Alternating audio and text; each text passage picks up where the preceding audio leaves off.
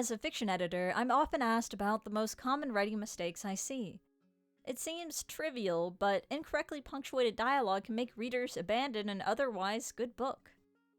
Luckily, you can master this skill with practice and patience. Here, I'll cover the difference between dialogue tags and action beats, where to shove your commas, what types of verbs to use, and the various kinds of punctuation that might appear in dialogue.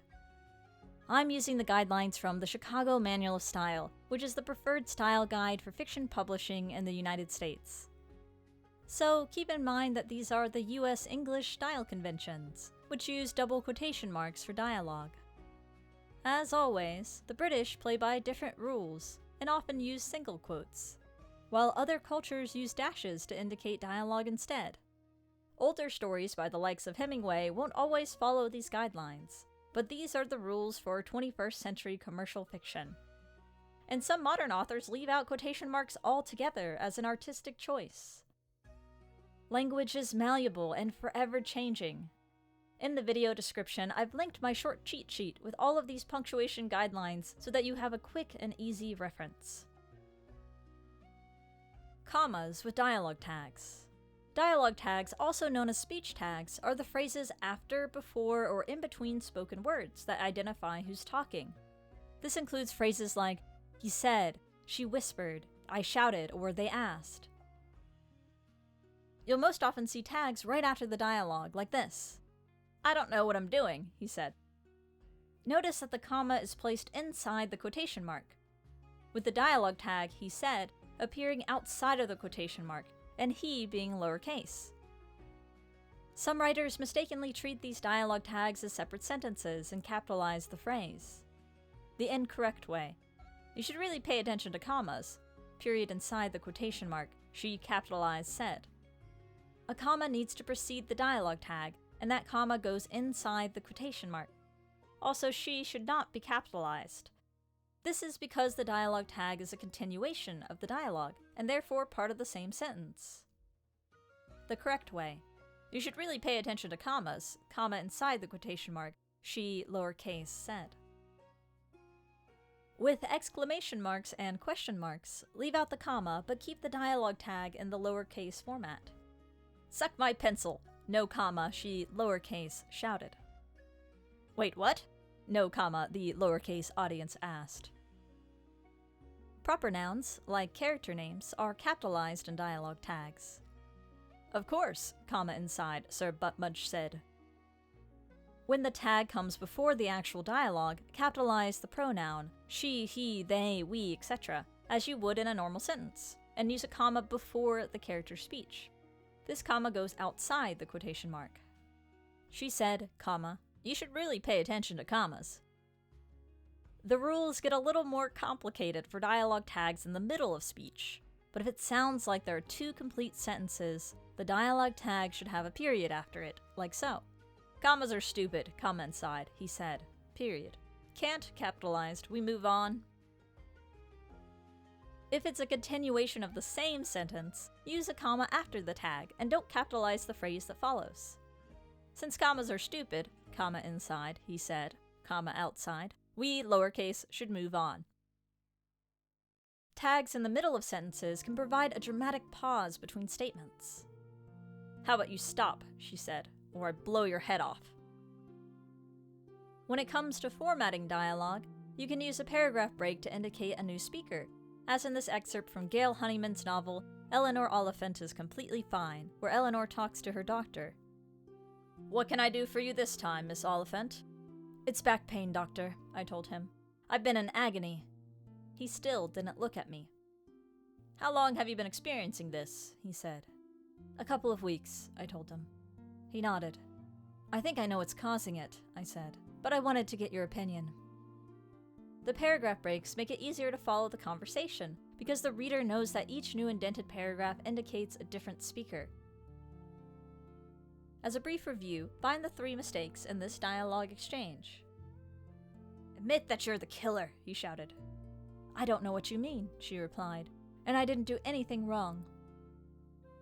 The first piece of dialogue needs to end in a comma instead of a period, so that it's attached to the dialogue tag he shouted. Alternatively, you could end the dialogue with an exclamation point, since the character is shouting the words. For the reply, she should not be capitalized as a dialogue tag. The last mistake is subtle. The capitalized and means that it's the beginning of a new sentence, yet the comma after replied suggests it's meant to be a continuation of the first clause. You can't continue a sentence and start a new sentence at the same time. To fix this, you have two options. You could keep the comma and put the and in lowercase to show that it's a continuation of the first clause. Or you could put a period after she replied and keep the and capitalized as a new sentence. One easy way to check for this is to take out the dialogue tag and see how you'd stylize it. If you treat it as one sentence, then you want to have that comma to show continuation, and keep the second clause lowercase. If you turn it into two sentences, then you want to use the period after the dialogue tag, and capitalize the next piece of dialogue. With all that in mind, would you change anything in the following example? What's your reasoning? "You're going out with Heather." He said her name as if he had swallowed a fly. It's a trick question, of course, and the answer is no. This is properly punctuated. The "he said" in this case is not a dialogue tag. It's a sentence describing the dialogue after the fact. Just remember that dialogue tags aren't complete sentences, so they need to be connected to the speech. "Way to make it even more confusing, Diane," they said with a frown. "They said with a frown" isn't a full sentence on its own, therefore it's a dialogue tag. But what if instead I wrote, "Way to make it even more confusing, Diane." They said the words with a frown. "They said the words with a frown" is a standalone sentence, so I would punctuate it as such, rather than treating it as a continuation of the dialogue. Action beats. Like dialogue tags, action beats clarify who's talking, but they also add visual cues. Emily rolled her eyes. Whatever floats your boat. When your characters shrug, nod, pause, and smile alongside their dialogue, these actions are treated as separate sentences. Action beats involve character movements that don't usually clarify how the words are spoken. A character can't shrug or smile words, but they can say or yell them. The incorrect way. "I get it now," comma inside, he lowercase nodded, failing to appease Diane. The correct way. "I get it now," period inside, he capitalized nodded, appeasing Diane. Now, some verbs are borderline cases. No one can quite decide if we should treat them as dialogue tags or action beats. This includes sighed, groaned, giggled, and laughed. Some editors claim, "You can't sigh words." I disagree with that, but I still treat it as an action beat and put it as a separate sentence. If you remember one thing from this video, remember this. Dialogue tags differ from action beats in that they involve speech-related verbs that can't be separated from the dialogue itself. Here's an example from The Princess Bride by William Goldman. "Enough about my beauty," Buttercup said. "Everybody always talks about how beautiful I am. I've got a mind, Wesley, talk about that." "Throughout eternity I shall do that very thing," he told her. "But now we haven't time." The tags said and told are speech-related verbs that are part of the dialogue, which is why a comma is used to show that the tag belongs to the same sentence as what the character is saying. Like dialogue tags, action beats can come after, before, or in between dialogue, and they typically appear on the same line as the speaker's dialogue. "I guess we'll have to fire him," she sighed. Or, she sighed. "I guess we'll have to fire him." Or, "I guess we'll..." She sighed. "I guess we'll have to fire him." Where you put the action beat depends on your intentions. If the action literally happens before the character says the dialogue, she sighs right before she says those words, then it makes sense to put the action beat before. Putting the action beat at the forefront could also clarify who's speaking right away to prevent any ambiguity. Or it might just add variety to how you structure your dialogue, instead of following the same pattern every time. When actions interrupt unfinished dialogue, use M dashes, which are dashes the length of the letter M, to offset the action in the middle. "I don't care," he shrugged, "but it doesn't matter." I used to always punctuate this incorrectly. I kept wanting to use commas, but don't do this. Leave out the usual commas, and don't put spaces on either side of the em dashes, which go outside the quotation marks. I know it looks weird, but that's how it's done in Chicago style for US publishing. You're not breaking up the sentence, rather the narrative is interrupting the sentence. Remember that dialogue tags can be paired with an action as part of the same sentence. "How about you stop," she said, lifting her gun, "or I blow your head off." Oftentimes, though, the action beat alone indicates the speaker, making the dialogue tag redundant. When possible, favor an action beat over a dialogue tag, as body language gives the reader something to visualize, and reveals more about the character's tone. Really, there are numerous combinations when it comes to using dialogue tags and action beats. It's all a matter of what type of rhythm and emphasis you're trying to achieve. Correct the 2 mistakes in this example. He wiped the sweat off his brow. All in a hard day's work. When is your next shift? She made doe eyes at him. Is it soon? The first action beat should end in a period, not a comma, because it's not a dialogue tag modifying the man's speech. The second action beat needs to be capitalized as a separate sentence, because it's not a continuation of the dialogue. Some writers use the Goldilocks amount of dialogue tags. Not too many, not too few, but they forget to include action beats or descriptions in the scene. This results in talking head syndrome, where the reader has no sense of the setting or where the characters are situated. Adding action beats to show the character's body language, facial expressions, and movements helps avoid this issue. However, it's easy to over-rely on common action beats. Sighed, nodded, shrugged, shook his head, frowned, smiled, grinned. Instead, look for action beats that are unique to the character's situation or setting. Say a mother and daughter are arguing in a cafe. Her mother waved the waiter away with a dismissive flick of her wrist. "Now, as I was saying, dear." "Mom, that was so rude," she whispered, slinking down into her chair as if she could hide from the world. Whenever a conversation lacks visuals, try having it take place in a dynamic setting, where the character's actions can change from moment to moment. Maybe the characters are walking through a sweltering rainforest, swatting away mosquitoes and fanning their faces. Or one of them is fixing a car as they talk, picking up various tools and disappearing beneath the car, making their words harder to hear. The way the characters interact with their environment during a conversation conveys mood and personality. Acceptable dialogue tags. Now that we've covered the basics, I want to touch on a more contentious issue. What verbs are you allowed to use as part of a dialogue tag? Some people will say to always use said, while others claim that said is dead. But people who have read more than one book know that the truth is somewhere in the middle. As a dialogue tag, said is invisible, along with replied and asked, so those are fine to use regularly. They don't call attention to themselves with their uniqueness, which is ideal for keeping the reader immersed in the story.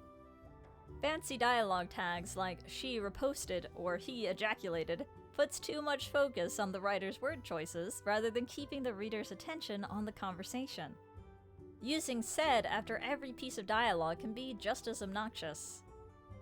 In general, don't overuse dialogue tags, since they can annoy the reader by making them pay too much attention to the author's creative choices. Like in this exchange. "Are you out of your mind?" he asked. "Maybe," she said. "Well, at least you admit it," he said. Dialogue tags can often be omitted in conversations where the speaker has already been identified, and action beats can stand in place of dialogue tags. "Are you out of your mind?" he asked. She shrugged. "Maybe." "Well, at least you admit it." Still, you don't want to underuse dialogue tags either, especially in conversations with more than 2 people, where the back and forth exchange isn't as clear. Here's a typical dialogue rhythm in this scene from Toni Morrison's Beloved, where 2 characters are talking back and forth. Suddenly Denver, who was sitting cross-legged, lurched forward and grabbed Beloved's wrist. "Don't tell her. Don't let ma'am know who you are. Please, you hear? Don't tell me what to do. Don't you never, never tell me what to do." but I'm on your side, beloved. She is the one. She is the one I need. You can go, but she is the one I have to have. Her eyes stretched to the limit, black as the all-night sky. I didn't do anything to you. I never hurt you. I never hurt anybody, said Denver. Me either. Me either. What you gonna do? Stay here. I belong here. I belong here too. The first sentence is an action beat, so the dialogue that follows is implied to be from Denver. The paragraph break tells us that there's a change in speaker, with Beloved speaking next. There's another action beat from Beloved, and a dialogue tag to clarify that Denver is speaking next.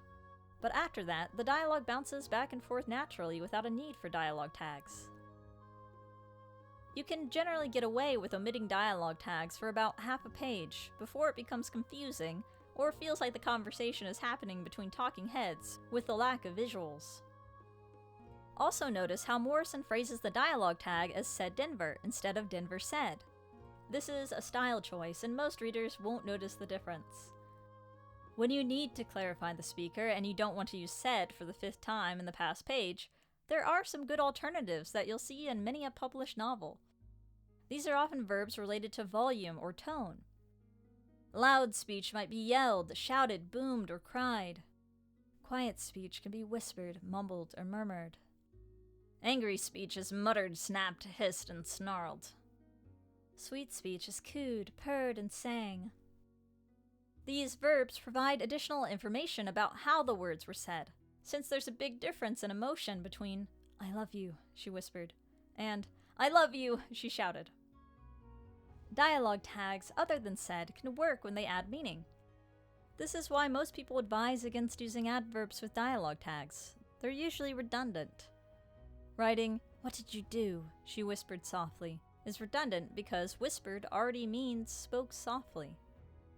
On the other hand, "What did you do?" she whispered angrily, provides new information, although the writer could go with the verb hissed, which is a form of angry whispering. Adverbs can be used with dialogue to add nuance when the emotion behind the verb is different than the reader would expect. Donna Tartt uses plenty of adverbs with dialogue tags in The Secret History, because sometimes the words alone aren't enough to imply the tone in which they're spoken, such as in the line, "Well," said Charles uncomfortably, "Julian is funny about things like that." Other types of non-said tags that work are interruptions or continuations of speech, such as interrupted, chimed in, added, continued, and went on. The same goes for declarative tags like argued or exclaimed, although often these are unnecessary if the tone of the dialogue already shows they're arguing or exclaiming something. When incorporating dialogue tags, remember that their purpose is to provide clarity and conversational rhythm. If leaving out too many dialogue tags detracts from the clarity of who's speaking, that's a problem. If including too many dialogue tags gives the conversation unnatural pacing, that's another problem. Sprinkle dialogue tags throughout, and when it comes to unique tags, limit yourself to 1 per conversation.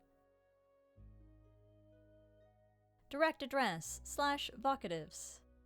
In dialogue, characters often refer to each other by their names or nicknames, which is called direct address, or a vocative expression. Any type of direct address needs to be paired with a comma. "Come here, comma, boy." "Are you in love with commas, comma, Diane?" "Diane, comma, are you in love with commas?" "Yes, comma, darling, comma, I will." This means that, technically, we should all be writing our emails, "Hi, comma, fellow human, comma."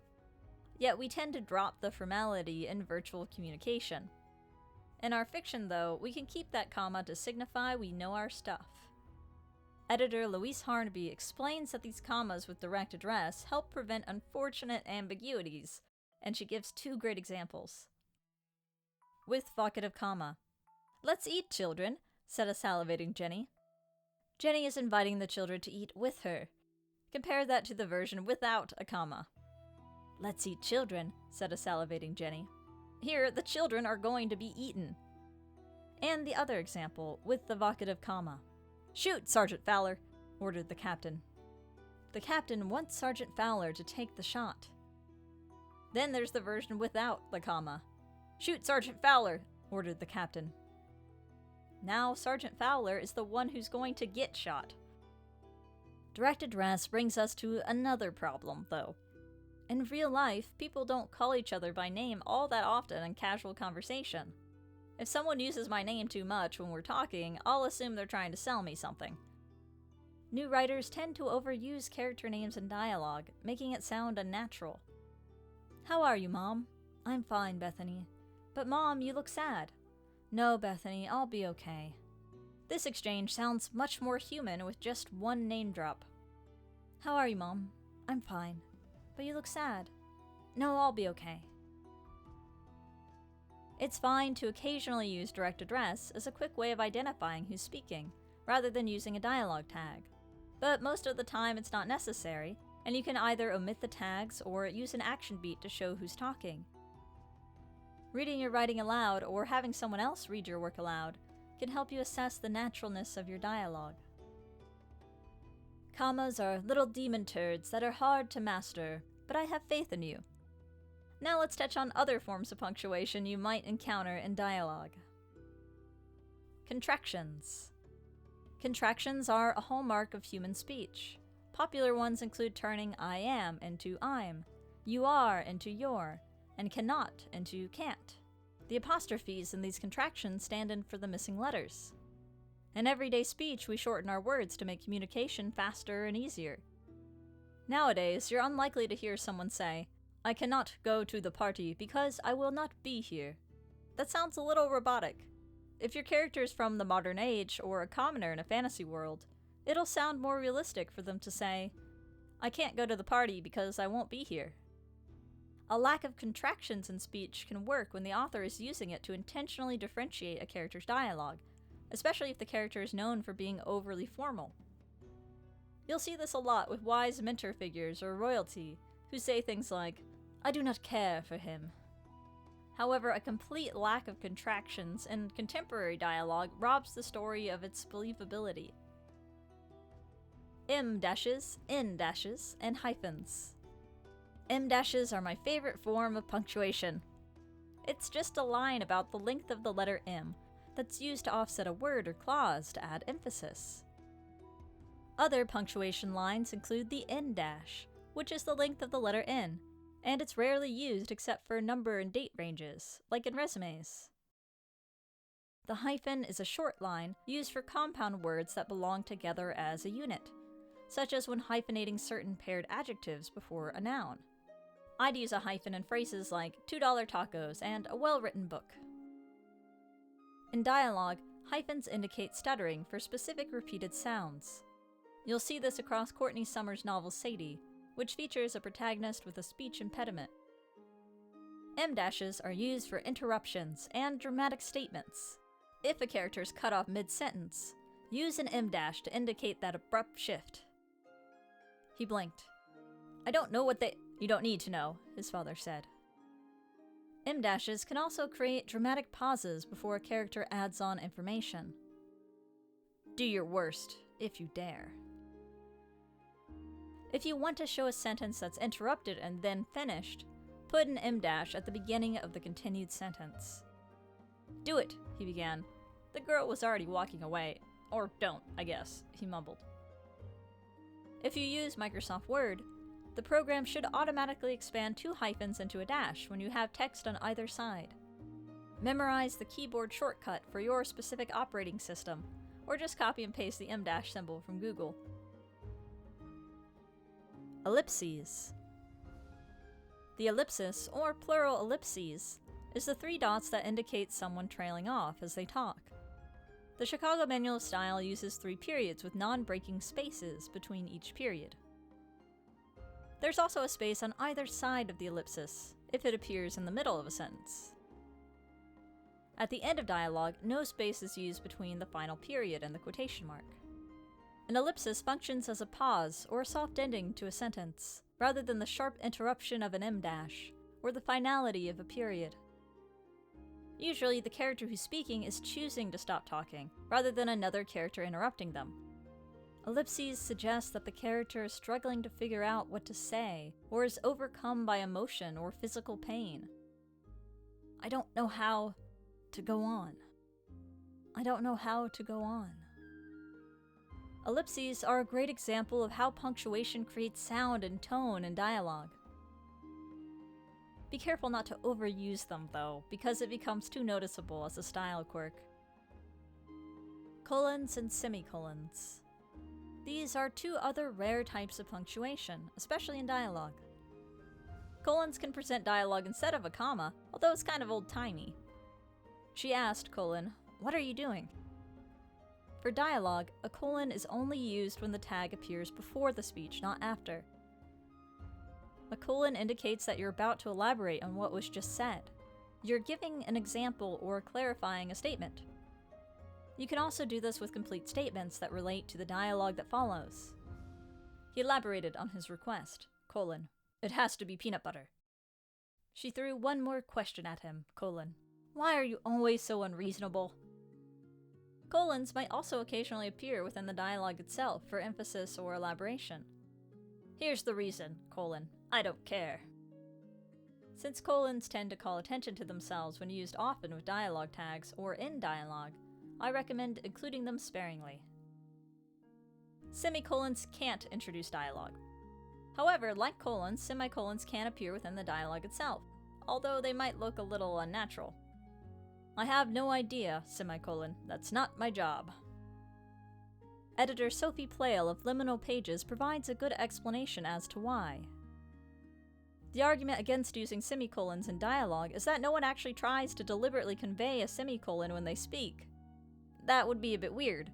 As well as that, a semicolon is more of a visual marker than an audible one. The cherry on top is that it can look a bit pretentious. She goes on to say that semicolons can certainly be used in dialogue if you want to highlight the connection between two spoken sentences, or make a character seem intellectual. Instead of using a semicolon, you can turn the statement into two sentences, replacing the semicolon with a period. An em dash would also work between short related statements, if you want to be more dramatic. Quotes within quotes. If a character is quoting someone else, or they're reading a text aloud, use single quotes within the double quotation marks. The note says, open single quote, "Abandon hope, all ye who enter here, period, closing single quote, closing double quote." These single quotes can also be used for air quotes, indicating sarcasm within dialogue. "I guess he thinks he's all that, huh?" Within the narrative itself, though, you would use the standard double quotation marks when referring to quoted text. She had mentioned something about taking her time. Monologues. Monologues are when a character keeps going on and on and on in dialogue. There are multiple ways to format a monologue. You could use one big block of text as a single paragraph of dialogue with the standard double quotation mark at the beginning and end. Alternatively, you can break the monologue into separate paragraphs, which signify a longer pause or shift in subject as the character continues speaking. In this case, you'll need to do special formatting. If the same character keeps talking into the next paragraph, leave off the quotation mark at the end of that paragraph, and include another quotation mark at the start of the next paragraph. Only use the ending quotation mark once they finish their monologue. These open quotation marks signal a continuation by the same speaker. Here's what that looks like in To Kill a Mockingbird by Harper Lee. See how this first paragraph begins with Atticus speaking, opening with a double quotation mark. The quotation mark is left off at the end of the paragraph, and then included at the beginning of the next one, and so on, ending on another double quotation mark when Atticus finishes his speech. Dialogue without quotation marks. For all my jabbering about punctuating dialogue, you might be thinking, Cormac McCarthy doesn't give a crap about quotation marks. Sally Rooney and Miranda July don't care. Why should I? Readers are a finicky bunch, and they hate anything that breaks their immersion in the story. The harder you make it for your ideal audience to comfortably dive into the story, the more likely it is that they'll toss your book aside. Even so, not using quotation marks for dialogue is a stylistic choice as valid as any other. Many authors, past and present, have let their dialogue stand naked. The reason for this decision varies. Some, like Cormac McCarthy, think that quotation marks are unnecessary for clarity. Others note that removing quotation marks puts the dialogue on the same level as the narrative, instead of separating it out, which heightens its intensity. Still, it's worth knowing how to punctuate dialogue, since the majority of books published today use that style. But who knows? Maybe you want to be like William Gaddis and write a 700-page novel in unattributed dialogue. Now it's time to put your knowledge to the test. I'll give you a section of dialogue, and I want you to find the 6 errors in this example, depending on how you count them. I'll go over the answers afterward, but you can pause the video now. Let's look at these errors sentence by sentence. The first dialogue tag after the question, "she asked," has a capitalized pronoun, when it should be she in lowercase. In the second line of dialogue, the action beat is treated as a dialogue tag, when it should be a separate sentence. "No way, period. He, capitalized, shook his head, period." The third line is missing a comma after the dialogue tag "she said," to connect it to the speech that follows. Within that same line of dialogue, single quotation marks should be used instead of double quotation marks, for when the character is quoting someone else or reading text aloud. The next line of interrupted dialogue should end in an em dash, rather than the tiny hyphen. Notice the length of the em dash and don't confuse it with the shorter n dash. The last correction is where the second part is describing the dialogue. It sounds like a full sentence, therefore it's not a dialogue tag and should be stylized like an action beat. Alternatively, you could rephrase it to be a dialogue tag by removing the subject, it. For reference, this is what the corrected text looks like as a whole. If you want to improve your skills at punctuating dialogue, go through your draft and focus solely on the dialogue. Stare down every period and comma. Count the number of dialogue tags and identical action beats you're using in a single scene. Change up the order every now and then. Reading aloud is a fantastic way to edit your work because it forces you to look at every symbol and listen to every word. My endless gratitude goes out to Crystal Shelley of Rabbit with a Red Pen for fact-checking this video script. Thank you so much for being an incredible copy editor, Crystal. You can find a summary of my tips for punctuating dialogue in the downloadable cheat sheet in the description. Above all, be patient with yourself as you learn new skills. You won't catch everything the first time. That's the purpose of learning to self-edit. What are your struggles with punctuating dialogue? Take a complaint number in the comments. Whatever you do, keep writing.